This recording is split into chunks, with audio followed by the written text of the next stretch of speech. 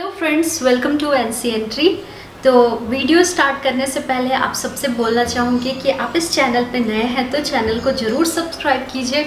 अगर ये वीडियो आप फेसबुक पे देख रहे हैं, फेसबुक पेज को लाइक कीजिए, इंस्टाग्राम पे फॉलो कीजिए और बेल आइकन जरूर प्रेस कीजिएगा। इससे हर एक वीडियो की नोटिफिकेशन आपको सबसे पहले मिलेगी।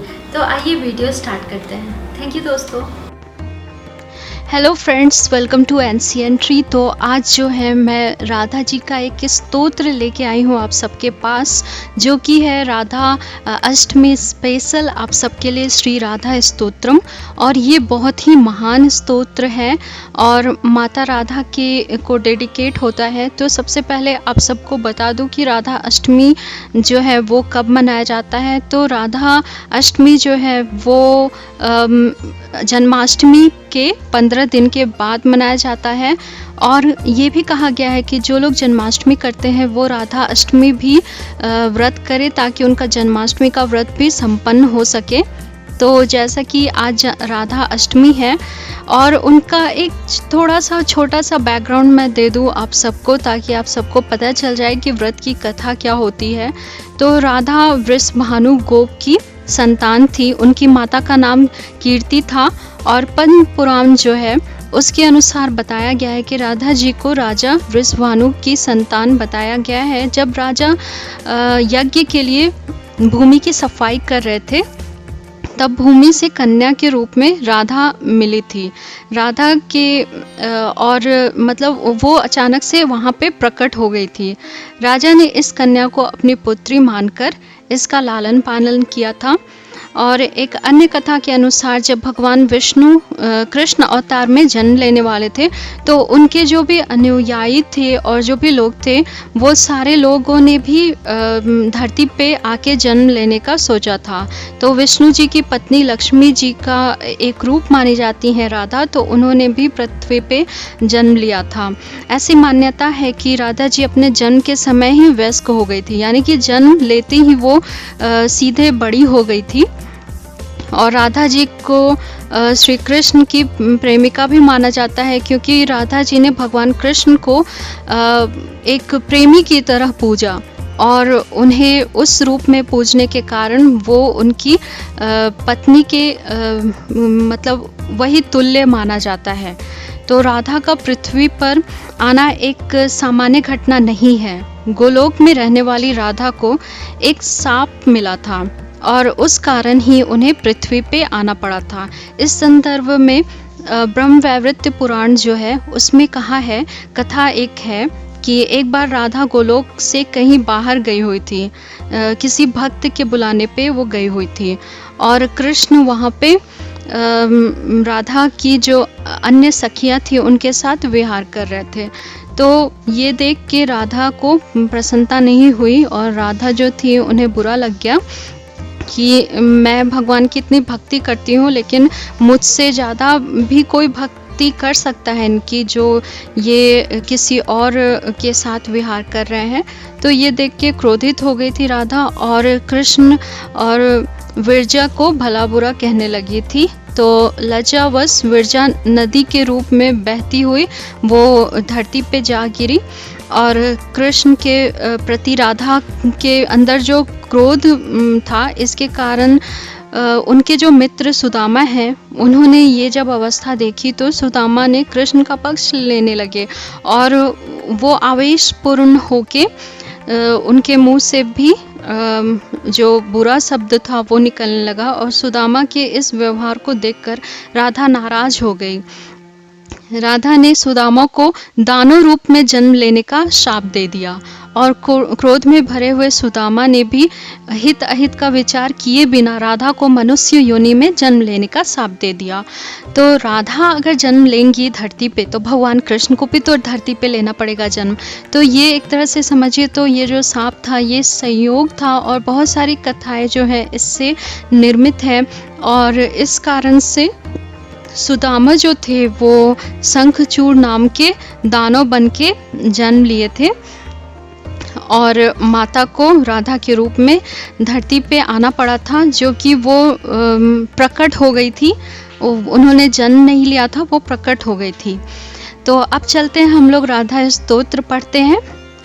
स्तोत्रं च सामवेदोक्तं प्रपठेत् भक्तिपूर्वकं राधा रामेश्वरी रम्या परमा च परमात्मनः रासोद्भवा कृष्णकान्ता कृष्णवक्षस्थले स्थिता कृष्णप्राणादिदेवी च महाविष्णुप्रसूरपि सर्वथा विष्णुमाया च सत्या सत्या सनातनी ब्रह्मस्वरूपा परमा निर्लिप्ता निर्गुणा परा वृंदावनेश विजया यमुना तट निवासिनी गोलोकवासिनी गोपी गोपीशा गोप मातृका सानंदा परमानंदा नंद नंद कामनी वृषभानुसुता शांता कांता पुण्यतमस्या च वृषभानुसुता शांता कांता पुण्यतमस्या च काम्या कलावती कन्या तीर्थपूजा सती निभा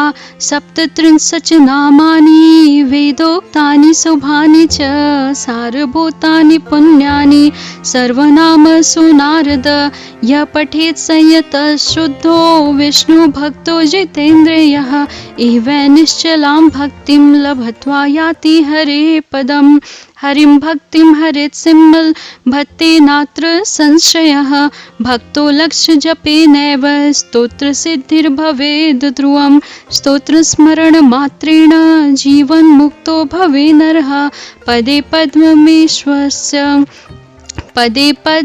पद्ममेधस्य लभते निश्चितं फलं कोटिञ्जन्मजितात् पापात् ब्रह्महत्या सतादपि स्तोत्रस्मरणमात्रेण मुच्यते नात्र संशयः मृत्वन्ध्या काकवन्ध्या महावन्ध्या प्रसूयते शृणोति वर्षमेकं या शुद्धा स्निग्धभोजने शृणोति मासमेकं यः सर्वाभीष्टं लभे नरः सामवेदे कुमारं च तमित्याह कमलोद्भव इति नारद पंचरात्रे ज्ञानामृत सारे द्वितीय रात्रो शिवनारद संवादे भक्ति ज्ञान कथने श्री राधा स्तोत्रम संपूर्णम।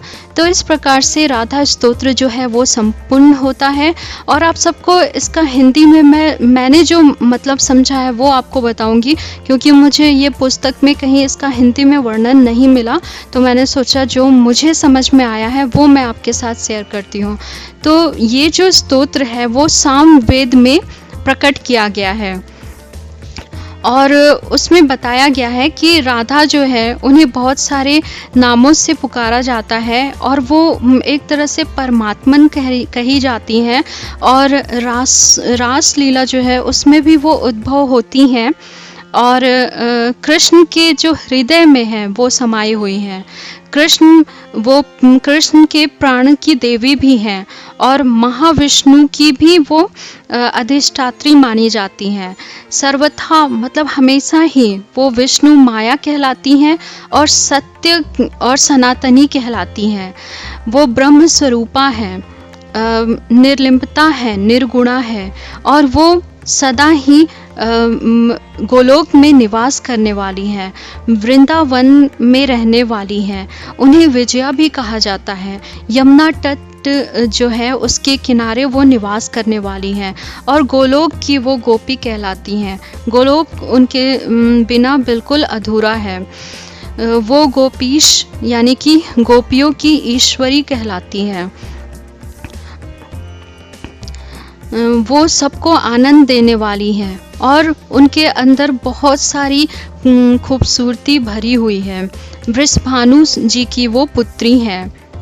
वो बहुत ही शांत स्वभाव और कांति के पूर्ण है, यानी कि उनका जो चेहरा है वो बहुत ही आभापूर्ण है। वो बहुत सारी कलाओं की अधिष्ठात्री हैं, उनके अंदर बहुत सारा कला है। वो सती सावित्री हैं, वो सप्तत्रिंशच भी हैं और वेदों को वो जानने वाली हैं। वो वेदों की अधिष्ठात्री भी हैं। भूतानी यानी कि सारे जितने भी जीव जंतु भूत भविष्य सबको वो जानने वाली हैं। उनका नाम जो है वो नारद जी भी लेते हैं और यह जो स्तोत्र है उससे अगर शुद्ध मन से और चित्त से भगवान विष्णु की प्रसन्नता के लिए अगर पढ़ा जाता है तो इससे बहुत सारे फलों की प्राप्ति होती है। और भगवान कृष्ण की अच्छी भक्ति प्राप्त होती है। भगवान की शक्ति होने के कारण इनका पूजन बहुत ज़्यादा महत्वपूर्ण हो जाता है। भक्त जो भी हैं वो सुलक्षण से युक्त होकर यदि भगवान माता की ये स्तोत्र को पढ़ते हैं तो उन्हें जीवन में हमेशा मुक्ति प्राप्त होती है। उन्हें इस स्तोत्र मंत्र के मात्र ही यानी कि सुनने मात्र से ही जीवन से मुक्ति प्राप्त हो जाती है। और इसके पद को पढ़ने से जो फल होता है, जो भी भगवान के द्वारा आपको मांगना है, जो भी फल चाहते हैं वो भगवान प्रदान करते हैं। जो भी जन्मों जन्मों का पाप जो होता है वो भी नाश हो जाता है। और जो ब्रह्म हत्या जिसे बहुत ही बुरा पाप कहा जाता है वो पाप तक नष्ट हो जाता है सिर्फ स्तोत्र के कारण।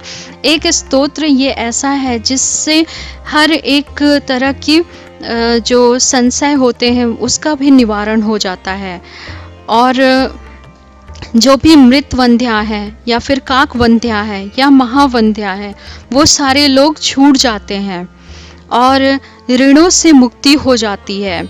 शुद्ध स्निग्ध भोजन करते हैं जो लोग प्रातः काल उठ के और भगवान का ध्यान करते हैं और शुद्ध स्निग्ध भोजन करते हैं यानी कि शुद्ध पवित्र भोजन करते हैं और माता का ध्यान करते हैं। उन्हें मास मतलब 1 वर्ष के अंदर ही ये स्तोत्र पढ़ने से उसमें भगवान की भक्ति प्राप्त हो जाती है। और इस स्तोत्र से 1 मास के अंदर ही जितना भी सर्वभीष्ट है वो प्राप्त हो जाता है यानी कि सर्वाभीष्टम लभन्ते।